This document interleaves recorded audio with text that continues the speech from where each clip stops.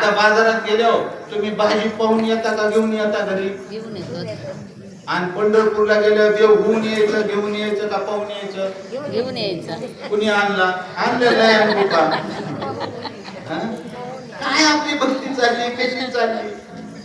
तर जसं भाजीला गेलो भाजी घेऊन येतो, तसं तुकाराम महाराज देव पावयाशी गेलो तेथे देवची होऊन ठेलो.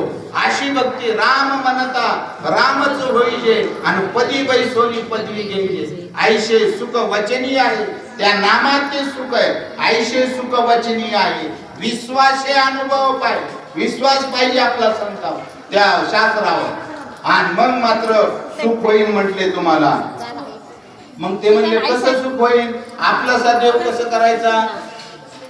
म्हणजे काय करायचं? तर त्या संताला शरण जायचं, गळ्यात तुळशीची माळ घालायची, त्यांच्याकडून ते देवाचं नाम घ्यायचं, म्हणजे अनुग्रह घ्यायचा, मग आशीर्वाद होतात. मग हे बी केलं त्यांनी, तरी कायला सुख व्हायना.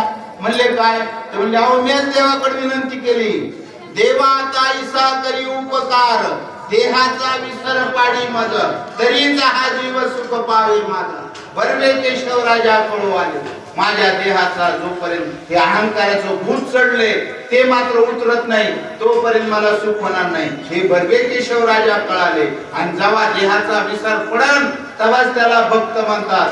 भक्त आईशे जाना आणि गेले आशापास.